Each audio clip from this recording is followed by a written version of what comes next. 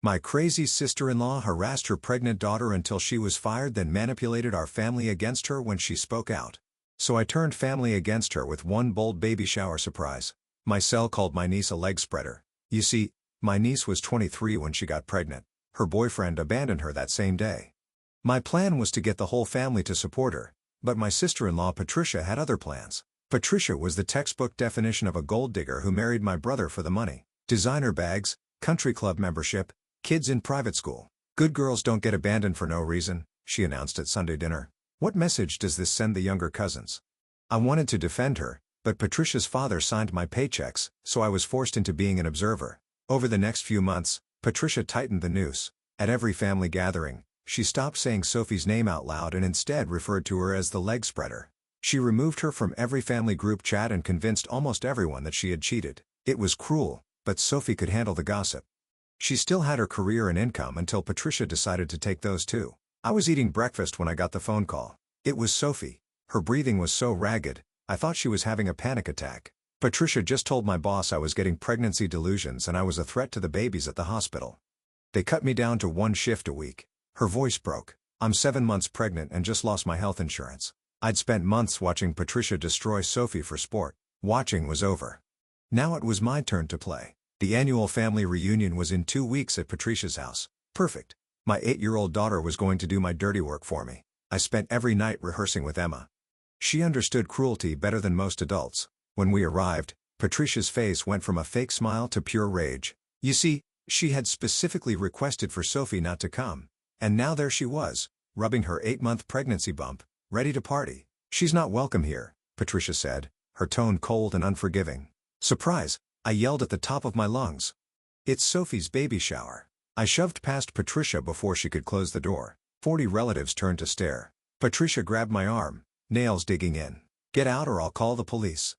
Emma has prepared something special, I responded, scanning for my daughter. Patricia was already pulling out her phone. I have a poem to read, Emma yelled, getting everyone's attention. She unfolded her paper and began in her clear 8-year-old voice. Patty, Patricia, told lies to Sophie's work and now Sophie can't be a nurse. Patty calls her mean names I'm not allowed to say. She made Sophie lose her money. Please help Sophie, ahem. Thanks for listening. Patricia's own husband looked murderous. Sophie's mother gasped. Patricia, you called her workplace? Soon everyone turned to face her looking for answers. Patricia stood frozen, mouth opening and closing like a fish out of water. Then she fled upstairs, her designer heels clicking on marble. The party transformed into an actual baby shower. Relatives apologizing to Sophie, running home for gifts, offering her money for medical bills. I was beaming with pride for both Sophie and Emma. I figured Patricia would just lick her wounds and F off. But 3 days later, CPS knocked on my door at 7 a.m. They'd received a report that I was exposing minors to sexual content. They interviewed Emma alone. They photographed her handwritten notes as evidence. They said the investigation would take 30 days minimum. I knew then that Patricia wasn't done and neither was I. The CPS worker who showed up wasn't just any investigator. I recognized the tennis bracelet on her wrist immediately. Patricia had bragged about that exact piece at the country club luncheon 2 months ago, showing off how her dear friend Victoria had gotten a matching one. My stomach dropped as Victoria documented Emma's crayon poems, her manicured fingers pointing at phrases while muttering about concerning sexual content. Emma had written about Sophie being called mean names including leg spreader. Victoria's eyes narrowed as she photographed each page. I wanted to scream that Patricia was her friend, that this was all orchestrated, but I knew how that would sound. Paranoid, unstable, exactly what Patricia wanted. The mandatory psychological evaluation came 3 days later at the county office. I sat in the waiting room filling out endless forms about my parenting practices. Through the glass partition, I caught a glimpse of blonde hair and designer heels in the hallway. Patricia was at the reception desk sliding a thick folder across the counter. The receptionist nodded, taking what I could only assume was additional concerned family documentation. Our eyes met through the window. Patricia's lips moved slowly, deliberately. For Emma's sake, she mouthed, her expression a mask of false concern. My hands trembled as I gripped the clipboard. That evening, Emma climbed into my lap, her small face troubled. She told me about the nice lady who kept asking questions. She wanted to know if you taught me bad words about bodies, Emma said, playing with her bracelet. She kept asking about the leg spreader thing. I told her Aunt Patricia said it, not you, but she kept asking if you told me to say that. I called my lawyer immediately. He listened to Emma's account, his silence growing heavier with each detail. When I finished, he sighed deeply. That's coach testimony. They were leading her towards specific answers, but proving it is another matter entirely. The next morning brought unexpected hope. Mrs. Chen, Sophie's elderly neighbor, shuffled to my door with her walker. She'd witnessed Patricia's harassment firsthand. The late-night visits, the screaming matches in the hallway, the attempts to turn other neighbors against Sophie. "I'll testify," she promised, patting my hand with her wrinkled one, but hope crumbled quickly. Mrs. Chen needed hip surgery next month. The only orthopedic specialist who took her insurance worked at Patricia's husband's medical practice. The surgery had already been postponed twice. She couldn't risk a third delay. My phone buzzed with a reminder for the mandatory CPS parenting class. At the same moment, Sophie called. Her voice was strained, scared. She was having contractions and bleeding. The stress was affecting the baby. She needed someone to drive her to her emergency prenatal appointment. I stared at the two obligations, knowing Patricia had orchestrated this perfectly. The CPS class was mandatory. Missing it would be documented as non-compliance, but Sophie was alone, frightened, potentially losing her baby because of what we'd started. Patricia had even posted the class reminder on my Facebook wall that morning. "Just making sure you don't forget. Emma needs her mommy to follow all the requirements." The post already had dozens of likes from family members. I chose Sophie. At the hospital, I held her hand through the examination. Her blood pressure was dangerously high. The doctor spoke in careful, measured tones about bed rest, stress reduction, monitoring. Sophie squeezed my hand tighter with each word.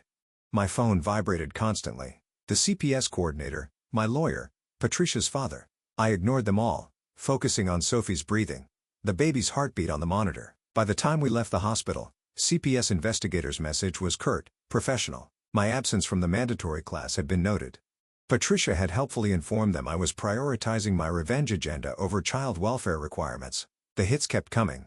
My bank called about unusual activity. The legal fee withdrawals had triggered their fraud prevention system. I spent an hour on the phone proving I was actually the one draining my savings for lawyer fees.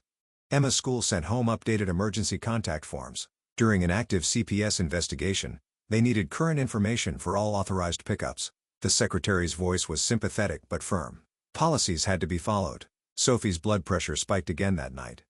The hospital called me as her emergency contact. She needed someone there. Someone who could make decisions if complications arose. But Emma's recorded interview with a child psychologist was scheduled for the same time the next morning. Another impossible choice. Another trap Patricia had set. I sat with Sophie through the night watching monitors, fetching ice chips, being the support she desperately needed. My phone showed missed calls from the psychologist's office. Each missed call was another mark against me, another sign of concerning lack of engagement in my daughter's welfare. The morning brought Patricia herself. She swept into the hospital room carrying an elaborate bouquet, a local mommy blogger trailing behind her with a camera phone. "I just had to check on family," Patricia announced loudly enough for the nurses to hear. Despite everything, family comes first. The blogger snapped photos as Patricia adjusted Sophie's pillows with exaggerated care. Within an hour, the images would be on Instagram. Local aunt supports pregnant niece despite false accusations. Patricia had turned my absence from Emma's appointment into a PR opportunity for herself. Emma's teacher called that afternoon. Her voice was carefully neutral as she explained that Patricia had volunteered as an emergency contact given the situation. The school couldn't discriminate based on family disputes, but they wanted what was best for Emma. The unspoken message was clear. Patricia was the stable one, the one who showed up while I was notably absent. I started investigating Patricia's movements that day at the hospital. The visitor log was public record. My hands shook as I compared timestamps. Patricia had signed in at 9:47 a.m. The CPS report had been filed at 10:15 a.m., 30 minutes, just enough time to make her way to the lobby and make a phone call. The security guard remembered her. "Yeah, the blonde lady. She seemed real upset, making some important call by the coffee cart." He pointed to the corner of the lobby with clear sightline to the security office. Security footage would show everything. Patricia on her phone at the exact time the CPS report was filed. Proof of premeditation. Proof this was all orchestrated. But footage required a subpoena and I'd just been caught photographing the security office layout trying to figure out their camera angles. The head of security escorted me out, warning me not to return without proper authorization.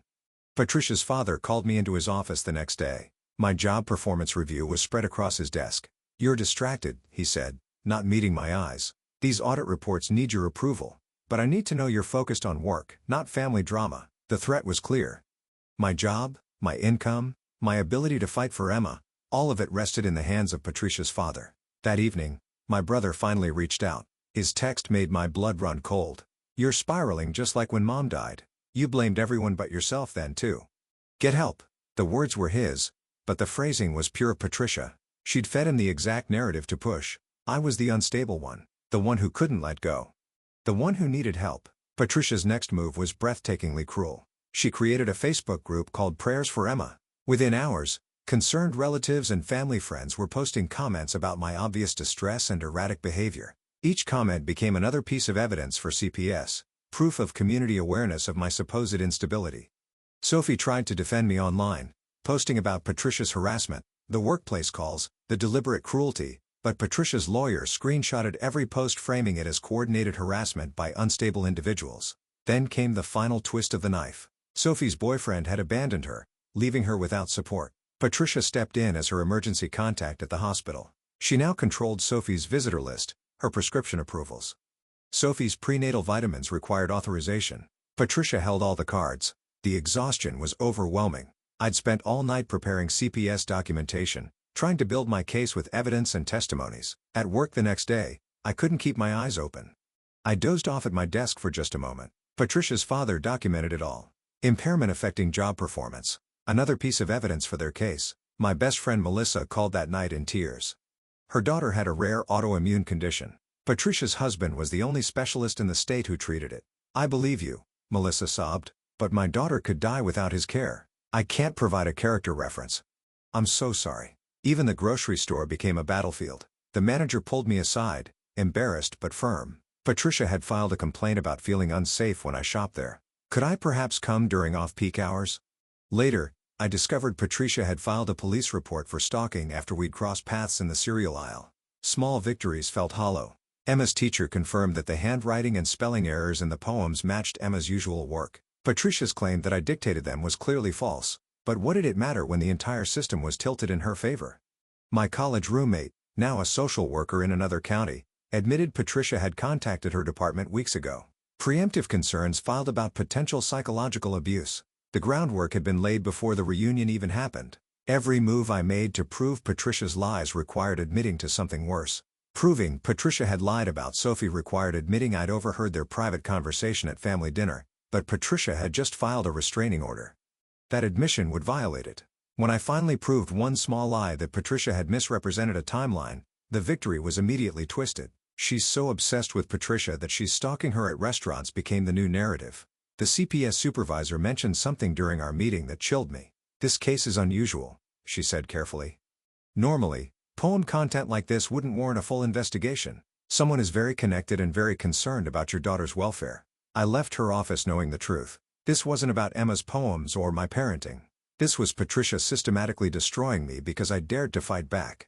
Patricia's strategy became clearer when she befriended my custody lawyer's receptionist through their shared mommy group. I discovered this accidentally when my motion for expedited hearing mysteriously went missing. The receptionist apologized profusely, claiming the paperwork must have been misfiled.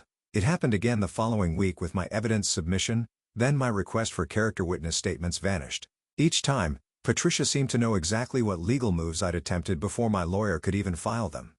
Emma came home from school one afternoon with a troubled expression. She mentioned that Aunt Patricia had spoken to her during the school's fall festival. Patricia had told her that Mommy might need special help soon, but not to worry because she would take care of Emma. My daughter couldn't remember the exact words, but the message was clear. Patricia was planting seeds of doubt in my own child's mind. While organizing my phone to back up evidence, I found an old text message I'd sent Sophie 3 months earlier. My stomach dropped as I read it. Patricia's such a bitch. Karma will get her. The timestamp showed I'd sent it after Patricia had made another cruel comment about Sophie at a family barbecue. Patricia's lawyer had already submitted this as evidence in their emergency custody petition, painting me as someone who'd been planning revenge for months. The baby shower gifts I'd collected for Sophie during the reunion started arriving at my apartment with passive-aggressive notes attached. "Hope this reaches the right person," one card read. "For someone who truly needs support," said another. Patricia had told the relatives I was exploiting a pregnant woman for my personal vendetta against her. The gifts kept coming, each note more pointed than the last. My doorbell camera captured me during a 3 a.m. panic attack on my front steps. I'd gone outside to avoid waking Emma with my crying. The footage showed me pacing, pulling at my hair, clearly distressed. Patricia's lawyer subpoenaed the footage as evidence of mental instability.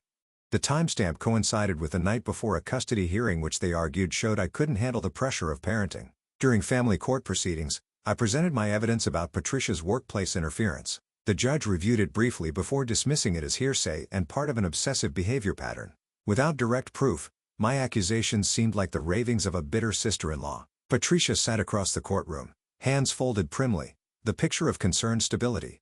I convinced Sophie's colleague to check their internal complaint system. She discovered Patricia had accessed Sophie's schedule through her husband's medical credentials. The digital footprint showed someone using his login had viewed Sophie's shift patterns multiple times before the complaint was filed. It was the first solid evidence of premeditation I'd found. Patricia's Instagram stories about praying for family healing contained subtle timeline details that proved she'd been planning the CPS report before the reunion. One post from 2 weeks before the party mentioned concerns about children being exposed to inappropriate content. Another referenced the importance of protecting innocent minds. She'd been building her narrative for weeks. My therapist was forced to break confidentiality when Patricia's lawyer raised concerns about revenge fantasies I'd discussed in our sessions. I'd been working through my anger in a healthy way, but taken out of context, my words sounded threatening. The therapist had no choice but to report it given the child welfare concerns now attached to my case. I attempted to record Patricia at Emma's school harvest festival hoping to catch her making more inappropriate comments to my daughter. Patricia spotted my phone immediately and filed a harassment complaint with the principal. The school had no choice but to ban me from the grounds pending investigation. Patricia volunteered to handle Emma's pickup and drop-off to reduce conflict. School pickup became a battlefield of its own. I had to stay 100 feet away while Patricia collected Emma. My daughter would reach for me crying, not understanding why mommy couldn't come closer. Patricia would speak soothingly to her, loud enough for other parents to hear, about how sometimes grown-ups need timeouts too. My brother finally chose a side when Patricia threatened to expose a DUI he'd gotten in college to his employer.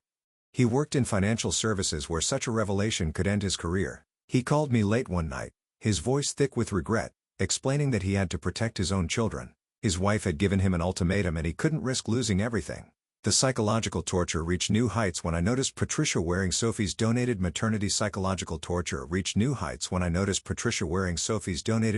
clothes to court appearances. The monogrammed sweaters Sophie had loved, the dress she'd saved for special occasions, Patricia wore them all. It was a calculated cruelty, a way to hurt both Sophie and me while appearing generous for taking hand-me-downs. Patricia made an offer through her lawyer. She would drop everything if I signed an affidavit stating Sophie was emotionally unstable and unfit for patient care. The document would effectively end Sophie's nursing career, but would result in the CPS investigation being closed.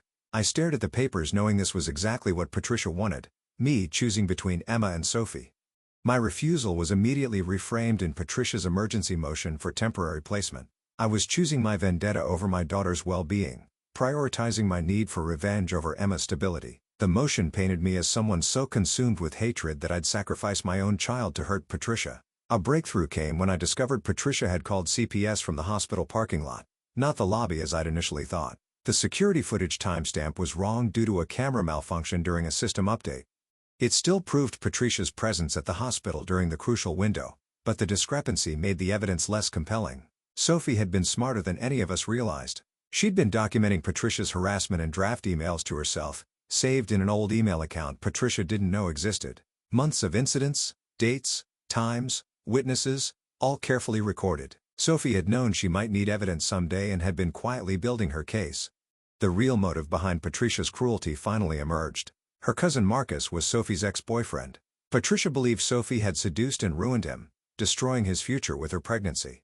It wasn't just about moral superiority, it was personal. Patricia saw herself as avenging her cousin, protecting the family from Sophie's influence. My mother faced an impossible choice. Supporting me meant potentially losing access to her son and other grandchildren. Patricia had made it clear that anyone who testified on my behalf would be cut off from that side of the family. Mom chose careful neutrality, offering to supervise visits but refusing to testify for either side. She couldn't bear to lose everyone. I started adopting Patricia's tactics. I joined her gym, timing my workouts to overlap with hers. I frequented her favorite coffee shop, always staying just within legal boundaries. I never approached her, never spoke to her, but my presence was a constant reminder that two could play this game. During a visit at my mother's house, I noticed Patricia's tablet on the kitchen counter. While supposedly checking the weather, I quickly accessed her call history. Screenshots revealed Patricia had obtained Sophie's employer information through my brother's LinkedIn contacts, posing as a reference checker. The evidence was illegally obtained, but it showed the depth of her deception. Sophie's ex-boyfriend, Marcus, suddenly reappeared, claiming paternity rights. Patricia had convinced him that Sophie had trapped him with the pregnancy, that he needed to protect his parental rights before Sophie could shut him out forever. Fighting custody and paternity battles simultaneously meant I missed Emma's therapy appointment. The therapist noted my absence as part of a pattern of disengagement. Legal fees drained my savings account while Patricia used marital assets to fund her attorney team. I watched my retirement fund disappear, my emergency savings evaporate. Every dollar spent on lawyers was a dollar not saved for Emma's future, a fact Patricia's team emphasized repeatedly. A confrontation erupted at Sophie's obstetrics appointment when Patricia appeared as concerned family. She'd convinced the receptionist she was there to support Sophie, but her real purpose was intimidation. Security removed me when I tried to intervene, adding another incident to Patricia's growing documentation of my unstable behavior. Patricia's father called me into his office on a Friday afternoon. My termination was framed as performance issues and creating a hostile work environment, multiple absences for court dates, the documented instance of sleeping at my desk, the distraction affecting my work. It all added up to a paper trail supporting my dismissal. He said it was for everyone's good, avoiding my eyes as security boxed up my desk. Moving back in with my parents was humiliating. Patricia posted constantly about providing Emma stability in her real home, sharing photos of my daughter's bedroom at their house, the new clothes she'd bought her, the activities they did together. Each post was a knife twisted deeper. My father begged me to let it go. He saw what the fight was costing, not just financially, but emotionally. Emma was suffering, caught between two worlds. Patricia was winning because she had resources, connections, and most importantly, she could afford to keep fighting. I was running on fumes, destroying myself in the process. My investigation into Patricia's connections caused collateral damage I hadn't anticipated. Sophie's supportive coworker was called into HR about enabling workplace harassment by sharing information with me. The coworker's promotion was suddenly in jeopardy. Her judgment questioned.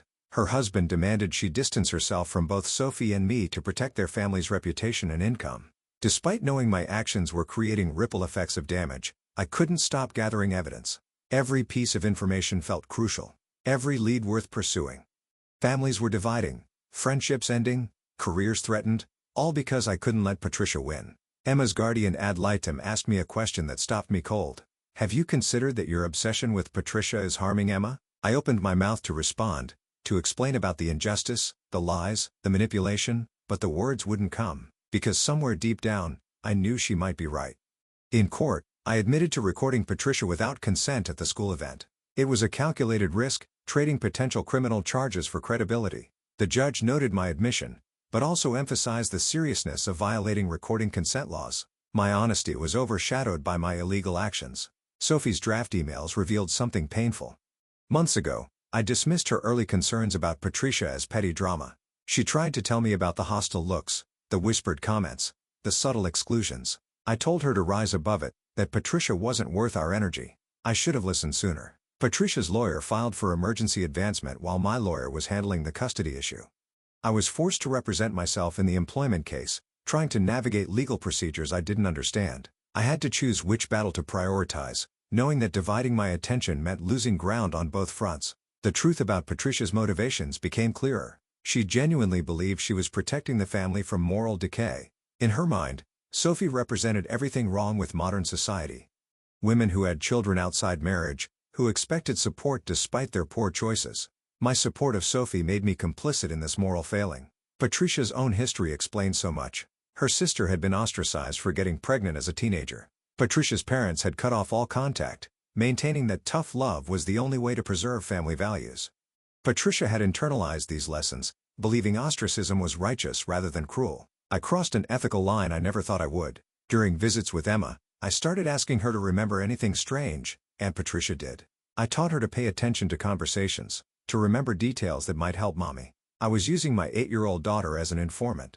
The old version of me, the one who believed in doing the right thing, died completely. I taught Emma to write things down in her diary knowing I was manipulating her innocence for my own purposes. When she mentioned Patricia kept a family planning binder, I asked her to remember any details she might see in it. A minor victory in proving Patricia's workplace interference felt hollow. When I saw Emma flinch at raised voices during a court proceeding, my daughter, who once performed poetry with confidence, now shrank from conflict. The trauma of our war was written on her small face. Patricia's counterclaim gained traction. She argued I was parentally alienating Emma from her extended family through false accusations. The Guardian ad litem noted Emma's conflicted feelings about family members, her confusion about why she couldn't see certain relatives. It looked exactly like parental alienation to an outside observer. Everything hinged on Sophie's testimony. She was our key witness, the one who could verify Patricia's harassment firsthand. But during deposition prep, Sophie went into premature labor. The stress of everything had finally pushed her body past its limits. As the ambulance took her away, I knew our case was crumbling. Patricia found new ways to twist the knife. When my past babysitting of Patricia's children came up, she coached them to ask why mommy said I was sick. I couldn't explain the situation without damaging innocent children, so I had to deflect their questions, looking guilty in the process. The hospital staff began choosing sides based on whose spouse provided better insurance coverage. Patricia's husband's practice was stable and comprehensive. My future was uncertain. My ability to provide benefits non-existent. Colleagues who might have supported Sophie stayed silent to protect their own family's healthcare. The judge explained something that shattered my remaining hope. Emergency custody changes required imminent physical danger, not patterns of emotional manipulation. Lying, manipulation, even orchestrated harassment didn't meet the legal threshold without the threat of physical harm. System wasn't designed to protect against Patricia's kind of cruelty. I reached out to Sophie's union representative, someone who owed me a favor from past workplace advocacy. She'd helped me when I'd supported her during a grievance procedure. She agreed to provide Sophie with an employment lawyer, but made it clear the union couldn't touch the custody battle. It was partial help that left me feeling more vulnerable than ever. Sophie's emails revealed she'd known Patricia was escalating, but had stayed at the job to maintain insurance coverage for her baby. She'd endured weeks of hostile treatment, documenting everything while pretending not to notice. The calculation was heartbreaking. She'd chosen evidence gathering over immediate safety. Discovery produced a shocking find. Sophie had been recording Patricia's behavior in voice memos on her personal phone before the termination. The recordings included Patricia telling a co-worker she'd destroy that whore and laughing about the complaint she'd filed. It was the smoking GN we'd been looking for, but the recording came at a cost. Sophie had endured weeks of workplace hostility to gather admissible evidence. She'd risked her health, her pregnancy, her mental well-being to build a case. When I realized the sacrifice she'd made, the calculated decision to stay in harm's way for future legal protection, I felt sick. I committed to using Sophie's evidence even though it would expose her to a wrongful termination countersuit. Patricia's husband's practice could claim she'd violated workplace privacy policies by recording. Sophie could face financial ruin on top of everything else, but we were past the point of safe choices. Patricia's overconfidence finally created an opening. During court-ordered mediation, she admitted she'd had to protect family values from corruption. The mediator was required to report discriminatory statements, and Patricia had just confessed to discrimination based on marital status. It was a crack in her perfect facade.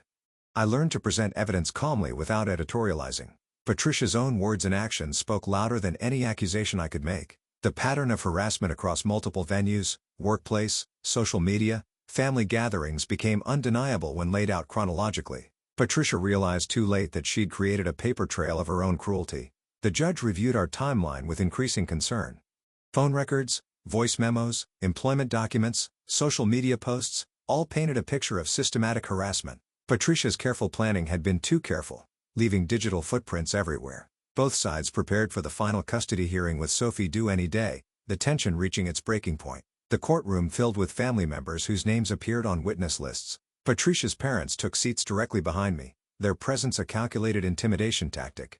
My hands trembled as I organized my evidence folders, feeling their eyes boring into my back. Both Patricia and I showed visible signs of deterioration from our months-long war. My hair had thinned from stress, leaving patches where I'd unconsciously pulled at it during sleepless nights. Patricia's hands moved constantly, washing invisible dirt from her fingers between each piece of testimony. The sanitizer smell followed her everywhere.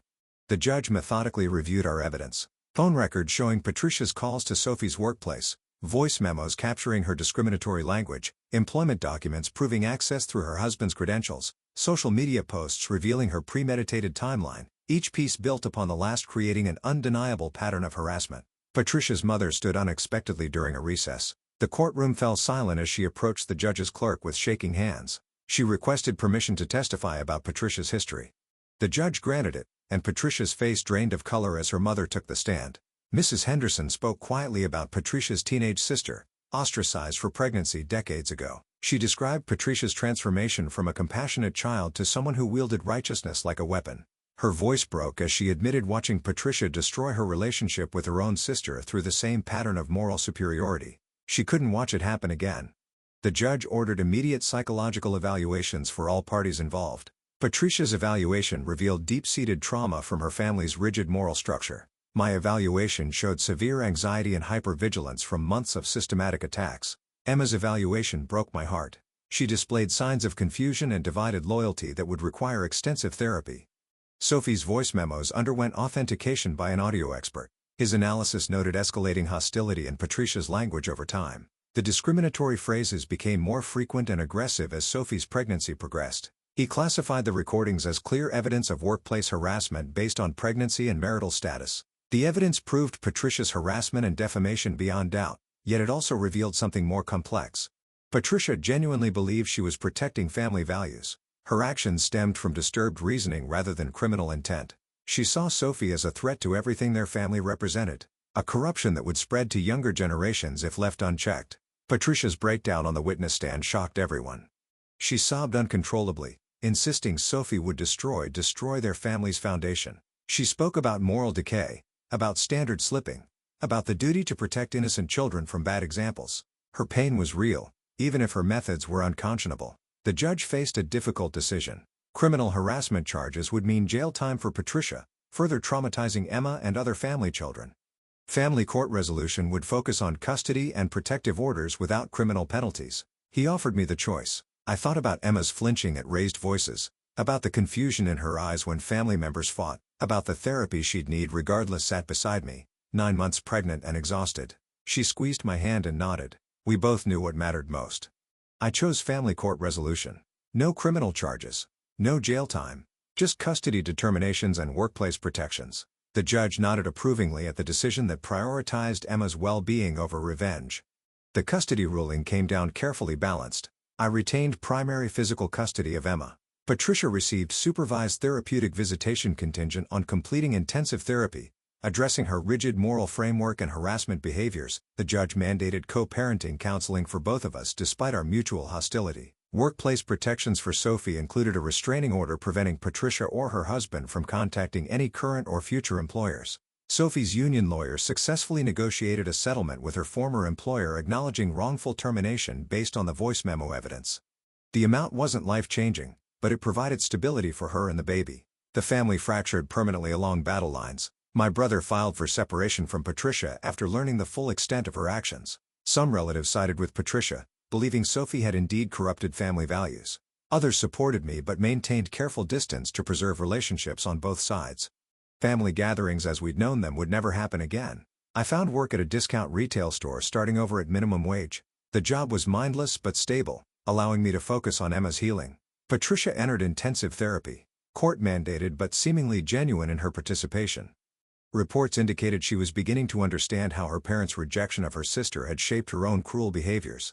Sophie delivered a healthy baby girl 3 days after the final hearing. I held her hand through labor, the only family member present. She named her daughter Grace, hoping for a fresh start unmarred by the battles that preceded her birth. Marcus never showed up to claim his paternity rights, his interest evaporating once Patricia's influence waned.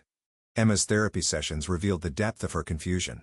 She loved Aunt Patricia despite everything, couldn't understand why adults who claimed to love each other caused such pain. Her therapist worked patiently to help her process the trauma of being caught between warring relatives.